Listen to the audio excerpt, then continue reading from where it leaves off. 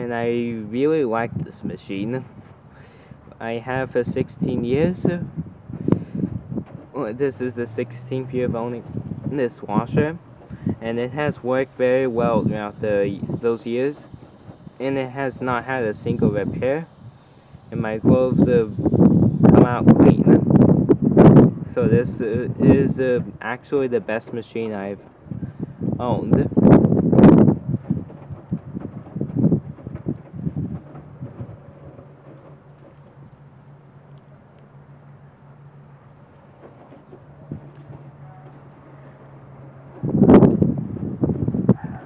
Like, it's doing very well, and I really like it. And overall, I like all front loaders. I prefer them over top loaders, actually. And the reason why, and one of the reasons why I prefer front loaders over top loaders is because one of them is that front loaders are less likely to get unbalanced, and number two is that you can wash more stuff in here, even though right now I'm only washing 6 white shirts and 4 pairs of white socks.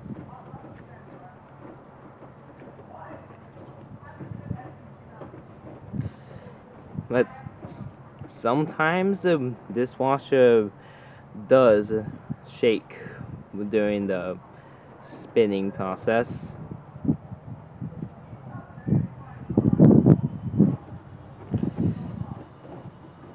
I mean, it sometimes does that.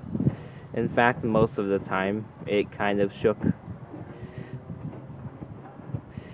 But the main reason why it was shaking in the backyard is because the floors that it is set on are kind of uneven because it's a patio, obviously, and they are kind of made of rocks and stuff that make the floor uneven. That's why it shakes. And in the laundry room, it kind of shook during that time too, but it was able to handle those loads with no problem. So this washer has really been a good machine, even though it's no longer being manufactured. If it still was being manufactured, I would recommend it, because this is a great machine, the best one. And if it is still being manufactured, I would buy it again. Let's check on the time. 43 minutes.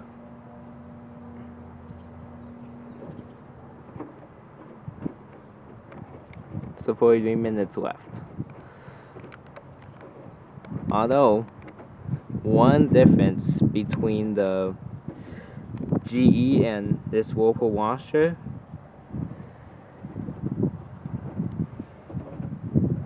is that the cycle times on the GE, they are very quick. Like, they go by very fast. So cycles on a GE washer are very quick, but on this Whirlpool, cycles are kind of longer on this one. It depends on what settings you are using, but they are longer. Versus on the GE, they're quick. But some of the long cycle times on this Whirlpool don't bother me very much.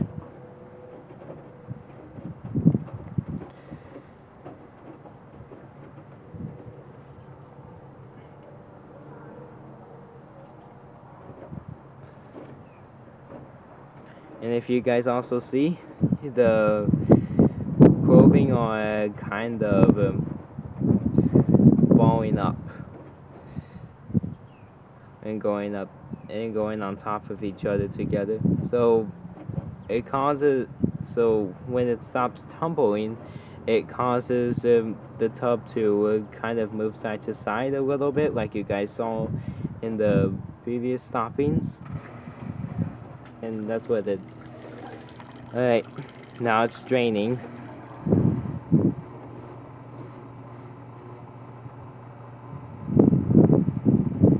And if you guys heard what that watering noise was, it's because since this machine is sitting outside and the drain hose is on the patio, as the water drains out, the water lands on the patio floor, and that's why it makes that noise. And the speed that it's going to do is a medium mini spin, versus on the GE it does a low speed mini spin.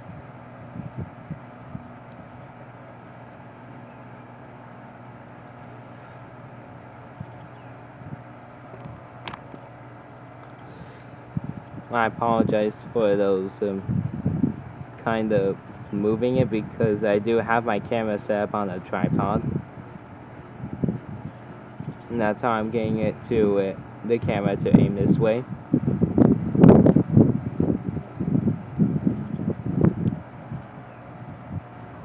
Now as it will do it and it begins its mini spin, is that it'll speed up as the clothes started to go on there, and then it'll slow down like it just did, and now it's speeding up, and now it's starting to speed up like it is right now, and then it will go into a full medium speed mini spin.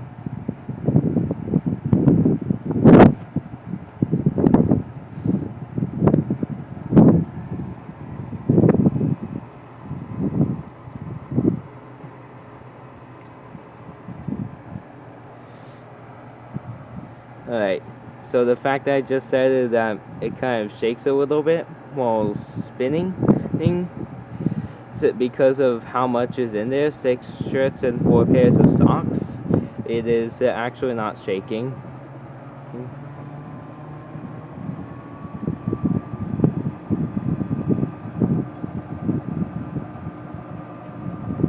And also in person I can see that the whole tub is actually spinning, versus on camera you can see the shape of the tub kind of while spinning. That's another difference. Check on time now.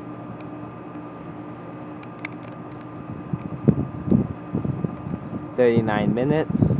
So that's 2 differences. On camera the control board flexes, versus on person it doesn't. And while the tub's spinning I can see that it's actually spinning, versus on camera you guys can kind of see the shapes.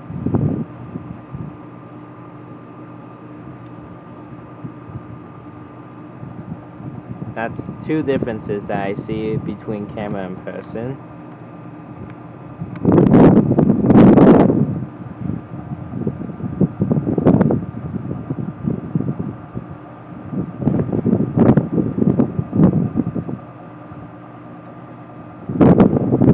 See guys how you guys can see the shapes of the tub?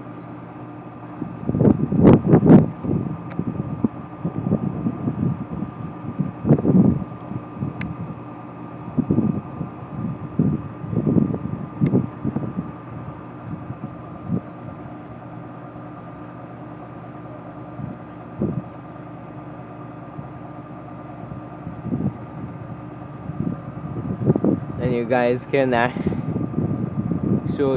I can actually hear the motor more than I can on the GE. And also, both the motors sound different, even though they are both well, the GE is a belt drive motor, versus this one is a convention motor. That's one difference, so that's why it sounds different. On the GE it sounds a little bit quieter, versus on this one I can actually hear the motor because it's louder. Alright, it is now in the rinsing process. Let's see how much water it fills on the rinse process versus on the wash, and see if there's a actual difference.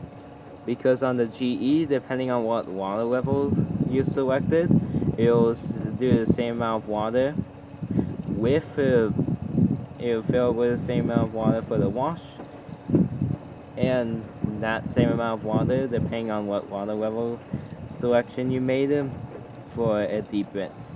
But that's only if the deep rinse is selected on the GE. Versus on this washer, it does not have a spray rinse. It will do a deep rinse automatically. And this is just rinse number 1. Because this washer does default with 2 rinses. But if you do have the extra rinse option selected, like you saw in the beginning of the video when we started the cycle, had the cycle defaults with the extra rinse option, but I deselected it, so it's only going to do 2 rinses. And what happens when you select an extra rinse, it will do 3 deep rinses.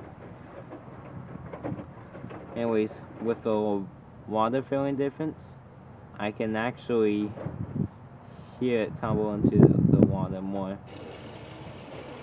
So on this washer, it doesn't use very much water on the washing process, but it still gets clothes clean. Versus on the rinsing process, it uses more water.